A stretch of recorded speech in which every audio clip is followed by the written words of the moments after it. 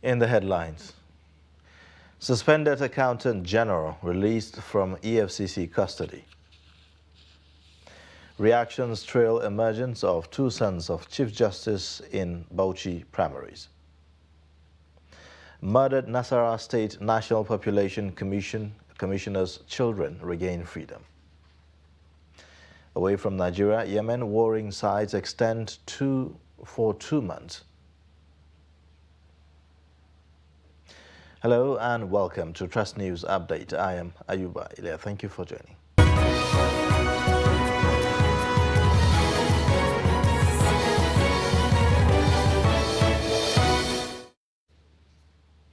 Now the details. Suspended Accountant General of the Federation, Ahmed Idris, has been released by the Economic and Financial Crimes Commission. The EFCC spokesperson, Wilson Owujare, who confirmed this on Thursday, said Idris was released on bail from the custody of the Anti-Graft Agency on Wednesday night in Abuja and has since been reunited with his family. Idris was arrested by the operatives of the EFCC on May 16, 2022 over alleged 80 billion naira fraud. In a similar vein, the Economic and Financial Crimes Commission, EFCC, has closed its case against a former governor of Plateau State, Jonah David Jang, and a former cashier in the office of the Secretary to the State Government, Yusuf Pam. The case, which is before Justice C.L. Dabup of the Plateau State High Court sitting in Jos, was closed after the Commission presented 14 witnesses and tendered several exhibits. Jang and Pam are facing trial for alleged criminal breach of trust and misappropriation of Plateau State funds to the tune of 6.3 billion naira. After the prosecution closed its case, the defendants were expected to open their defense on Wednesday. However, their legal team, led by Mike Ezekome, SAN, informed the court of their decision not to do so. Rather, Ezekome is inviting the prosecution to address the court within 14 days and hopes to reply in 10 days, while the prosecution has another 5 days to reply on point of law. Thereafter, the judge adjourned the matter to the 1st of July for adoption of final written addresses. A federal high court in Abuja on Wednesday ordered interim forfeiture of assets linked to a former director of accounts, NOC University, Kaduna. Justice Zainab Abubakar gave the order while ruling on a motion experte brought by the Economic and Financial Crimes Commission. The judge also directed that the interim forfeiture order be published in national dailies for anyone with interest in the properties to show cause within 14 days why it should not be forfeited to the federal government of Nigeria.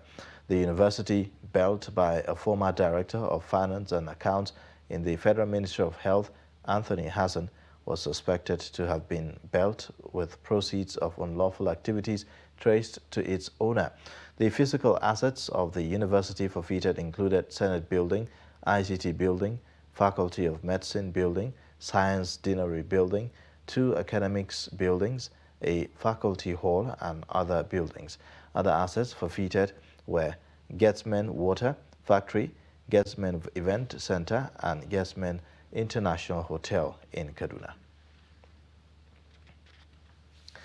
A federal high court in Abuja has scheduled the hearing of the extradition proceedings initiated against the suspended Assistant Commissioner of Police Abba Kyari by the federal government for Friday. Justice Inyang Eko chose the date on Thursday to enable the Attorney General of the Federation to file a formal response to Kyari's notice of primary objection challenging the competence of the extradition application filed by the AGF. The AGF applied to the court for permission to surrender Kyari to authorities of the United States in relation to his alleged link with international fraud suspect Abbas Ramon, aka Hush Puppy. And now to political matters. Mixed reactions have continued to greet the emergence of the two sons of the Chief Justice of Nigeria, Mohammed Tanko, as candidates for Bauchi North on the platforms of the All Progressives Congress and the People's Democratic Party. Adamu Imam takes a look at the divergent views of Bauchi residents on how the two candidates emerged as their party's flag bearers. The report. In Bauchi, many political parties have conducted their primary elections for the State House of Assembly, National Assembly, as well as governorship seat across the 20 local government areas of the state. Although the election have come and gone, what has refused to go with the election is how the two sons of the Chief Judge of Nigeria, Muhammad Tanko, who won both in the All Progressives Congress APC and People's Democratic Party PDP respectively. Ibrahim Muhammad Tanko, who is the elder brother, won the senatorial seat of Bauchi North Senatorial Zone under the platform of APC with 179 votes, defeating the incumbent Senator Bulkachua, who scored 0 votes, while the junior brother Sani Muhammad Tanko won the House of Representative ticket for Gyade Shira Federal Constituency by defeating other contestants to also emerge winner under the platform of the People's Democratic Party. However, based on the outcome of the primaries, many people, especially supporters of both parties, are of the view that the victory of the two sons was as a result of their father's influence, despite not being a politician himself. I cannot say that they voted because of the influence of their father. They voted because of their good behaviors of those people. As I know, if there is any problem with them, they cannot vote there at the same house like that.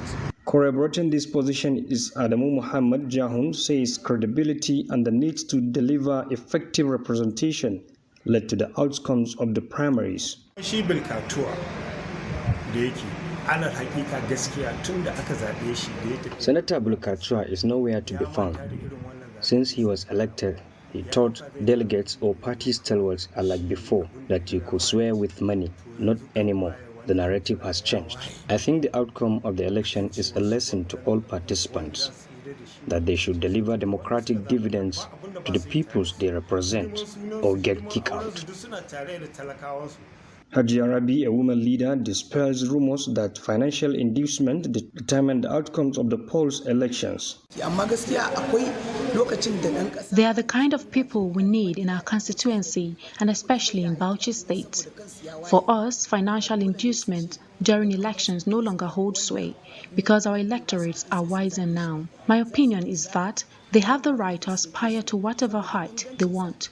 After all, the incumbents have nothing to offer the electorates. Their personality and their degree of human relation with people or their community is what I can refer to as the contributing factor of their success. Adam Imam, Trust TV News, Bauchi. Now, politics in the country has been reduced to a game for the highest bidder, where only the corrupt thrive while Nigerians wallow in abject poverty.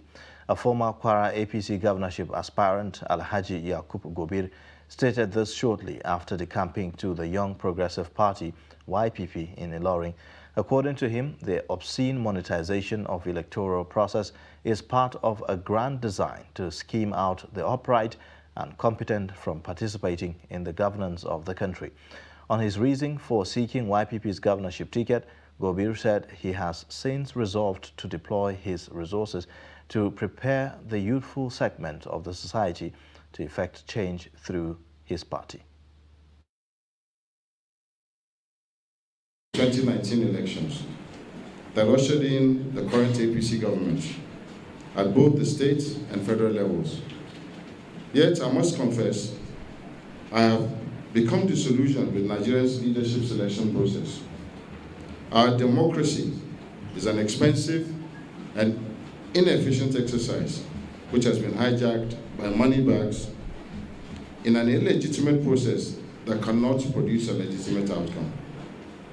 It is a need to be on the right side of history that explains my decision to leave the All Progressives Congress and to deploy all my resources and God-given talents to build a platform for young men and women to express themselves, to vote and to be voted for, and more importantly, to take charge of their own destiny. That platform is the Young Progressives Party. And on to security. Two daughters of the recently murdered former commissioner of the National Population Commission, Zakari Umaru Kibu, have regained freedom from their captors. Gunmen had on Sunday stormed Umar Kibu's residence in Azuba Bashayi, Lafia local government area of Nasarawa State, and abducted his children after killing him. The Nasarawa State Police Public Relations Officer, ASP Ramhan Nansel, Wednesday confirmed their release. He said that the children were rescued due to the pressure mounted on the kidnappers who were hiding in the mountains in Igon local government area of the state. He said that the victims had been reunited with their family after undergoing medical examination. When asked whether ransom was paid to secure their release, the PPRO said that the command had no knowledge of such. However, a family source said that 30 million naira ransom was paid to the kidnappers before the children were released. President Muhammadu Buhari has lamented the surge in insecurity on African waterways, specifically within the Gulf of Guinea. President Buhari noted that the development required collaborative efforts among stakeholders to tackle. The president spoke at the International Maritime Conference in One, Rivers State, as part of the 66th anniversary of the Nigerian Navy. The report. President Muhammadu Buhari commended the Nigerian Navy for its commitment to ensuring safety of the country's waterways. Represented by the Minister of Defense, retired Major General Bashir Magashi, the president noted that efforts of the Nigerian Navy have led to reduction in sea piracy and the listing of Nigeria from the International Maritime Bureau of Piracy list since March 2022. President Buhari said the conference will fashion out ways for collaboration among security agencies and curbing maritime crime in the collective waterways. You will agree that these threats have become transnational and have evolved beyond the scope and capability of one nation to deal with. The situation therefore calls for greater international collaboration, and this conference therefore symbolizes strategic collaborative initiative between Nigerian Navy and other international maritime stakeholders. Earlier in his remarks, the Chief of Naval Staff, Vice Admiral Awal Gambo, noted that this year's International Maritime Conference, with the theme Optimizing Collaboration for Maritime Security and Socio-Economic Development in Africa, is apt and timely. Admiral Gambo noted the rising need for effective collaboration in maritime policing, stressing that the current security threat in the Gulf of Guinea is of serious concern to Africa and the global community. This conference will provide a veritable platform to collectively profile way forward in addressing the myriad of challenges in the maritime environment. It is therefore hoped that this forum will facilitate the much needed distance towards identifying viable concepts and constructive collaborative action plans that will support this strategic level initiative.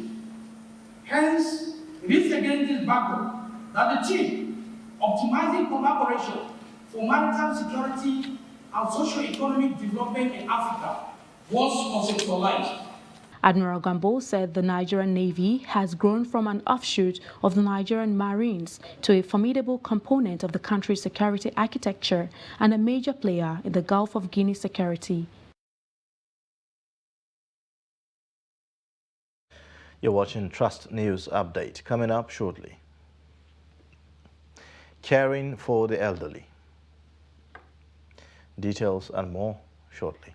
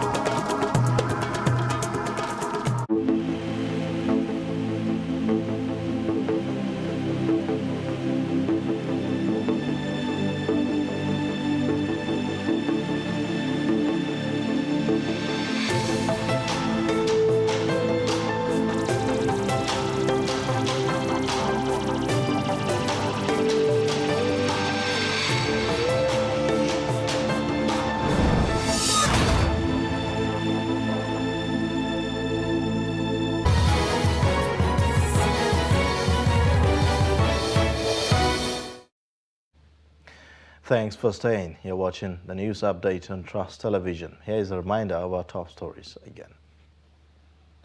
Suspended Accountant General released from EFCC custody. Murdered Nasarawa State National Population Commission Commissioner's children regain freedom.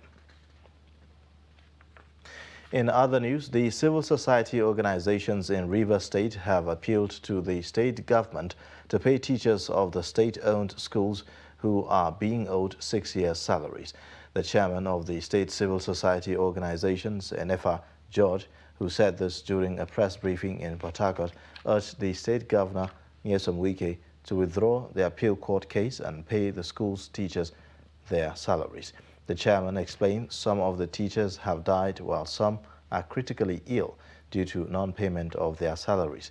He also called on the government to pay the gratuity of pensioners who have been pleading for their benefits over the years. I want to plead with the governor on 3 key issues. One is that we want to plead that His Excellency the Governor of Rivers State should please withdraw the court case against demonstration teachers at the Court of Appeal and reinstate and pay these teachers their 6 years' salary. These teachers are dying, they are suffering as I speak to you. Just only recently we have recorded more deaths. Issue of pensioners. They are saying that His Excellency should do well to pay our old parents their pension and gratuity. The government had promised that in May they are going to pay. And from calls we have put through to these, our old parents who have served states judiciously, up till now there is no signal yet. But we believe that the governor who have just less than 1 year to go will not allow us to go to that part. The federal government says it is in the final stage of establishing aging desk in 32 MDAs to accelerate and effectively include older persons in strategic plans, programs, activities, budget lines, as well as monitoring and evaluation frameworks of the MDAs. Director General of the National Senior Citizens Center, Omokaru, disclosed this at a workshop for desk officers from 32 MDAs, as well as officers from the House Committees on Disabilities and that of the Women and Social Development. The report. Organized by the National Senior Citizens Center in collaboration with the United Nations Population Fund, the workshop focused on planning and implementation aspects of MDA's mandates in relation to aging policy in Nigeria. The Director General of the Center, Omokaru, informed that this training is among other things to enhance knowledge of population aging, stem stereotypes and institutional discrimination against older people, and to enhance appreciation of the rights of older persons to inclusion in the development agenda. With the establishment of the National Senior Citizens Center as a focal agency of aging and older persons, is a coordinating, initiating, collaborating, and lobbying, I would say, agency.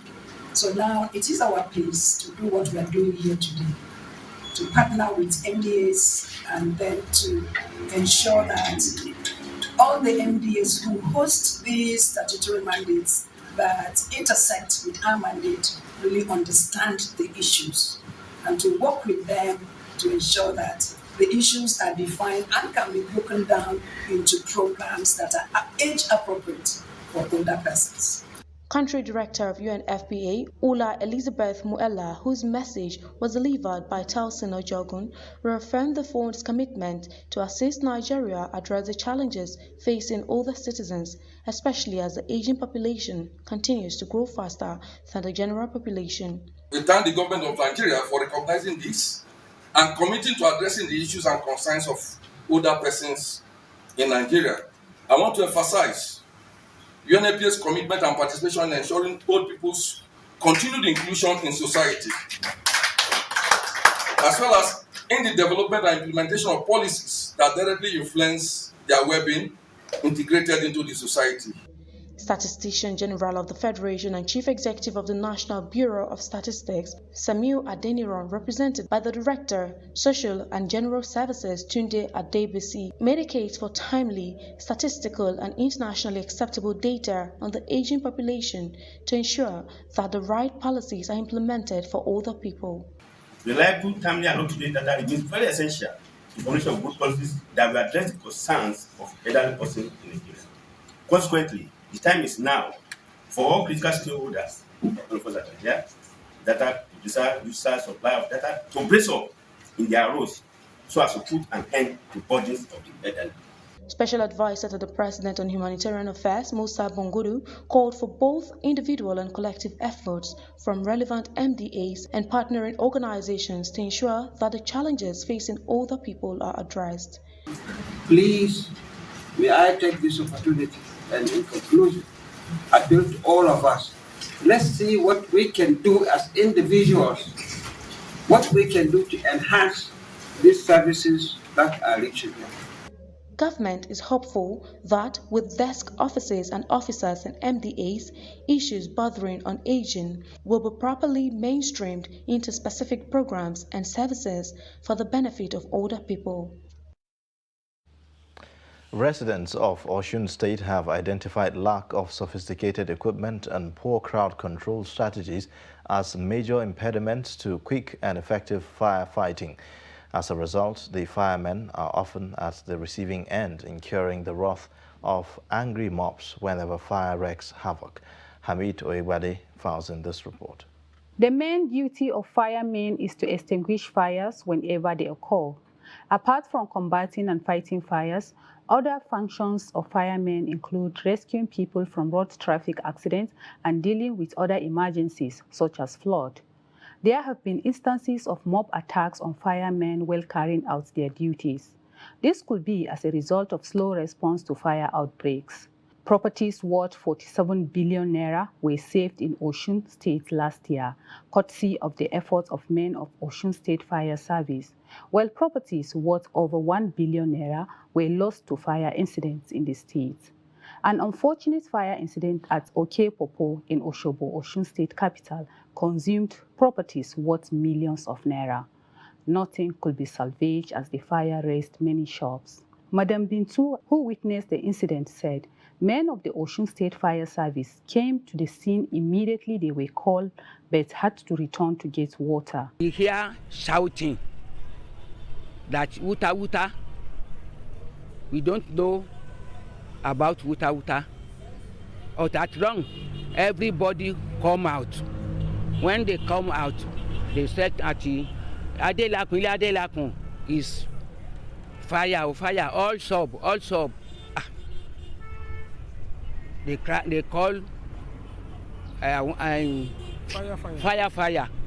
They come, but before they come, anything spoiled.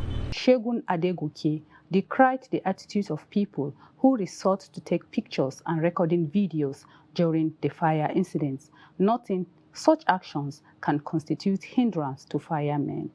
When firemen are called upon to come and put out the fire, these days you find that they are obstructed by people who are trying to record the scene or trying to record the incident. They want to be the first to break the news, and so the actual work that the firemen were actually called upon to come and do, they will not be able to do it. The director of Osun State Fire Service, Mr. Michael Ogundepe, urged residents to call the fire service immediately a fire outbreak occurs and assure that firemen are always ready to do their job. The challenges we are having is the public. When the fire is burning, they will not call the fire service immediately they notice there is fire. The public will be making their own effort to put the fire off by themselves. But when it gets beyond the control, it is then they will remember that there is fire service. When they call the fire service will follow them immediately. When we get there, the whole building might be engulfed by fire, and the public will now blaming the fire service that since the fire has been burning for so more than 1 hour ago, fire service is just coming. But immediately they call us, we follow them to the scene of fire. And in business news, the 16th Islamic Development Bank Isdb Global Forum on Islamic Finance opens in Sharim, Al-Shaikh, Egypt, to discuss the role of social innovation and entrepreneurship in confronting poverty and fostering shared prosperity among member countries. Under the theme Social Entrepreneurship for Shared Prosperity, the forum is coinciding with the 2022 annual meeting of the Islamic Development Bank Isdb Group. President of the bank, Muhammad Al-Jassar, delivered the opening speech, while Hala Helmi El-Said, the Egyptian Minister of Planning and Economic Development and Isdb Governor, delivered a keynote address. Prominent development practitioners and experts in social innovation will discuss the intractable social problems facing humanity and some of the best ways to address the challenges. And away from Nigeria, the United Nations says that the truce between the Yemeni government and the country's Houthi rebels has been extended for 2 months. UN Special Envoy for Yemen, Hans Grunberg, announced that parties to the conflict had agreed to an extension. In his remark, Norwegian Refugee Council's Yemen Country Director, Erin Hutchinson, said that the announcement of the truce extension shows a serious commitment from all parties to end the senseless suffering of millions of Yemenis. The initial 2-month truce, the first since 2016, began on April 2nd and is set to expire on Thursday. And in sports news, International Basketball Federation has confirmed that Nigeria will not participate in the 2022 Women's World Cup bid for Sydney, Australia, later in the year. The World Basketball Governing Body announced the decision in a statement Thursday morning. Last month, Sunday Dare, Minister of Sports and Youth Development, announced that the President Muhammadu Buhari had agreed to withdraw Nigeria from competing in any international basketball competition for the next 2 years. The minister added that the ban is part of efforts to revamp sport from the grassroots. The move came amid the ongoing power tussle within the Nigeria Basketball Federation. In the statement, FIBA said that the Nigerian Basketball Federation is unable to confirm its participation in the FIBA Women's Basketball World Cup 2022. Consequently, it said that the Tigress will be replaced by Mali at the competition. FIBA will announce whether there will be any other decisions related to the NBBF's participation in other FIBA competitions and any potential disciplinary measures in due course. And that's a wrap on Trust News Update. Thank you for watching. I am Ayuba Ilya. Bye for now.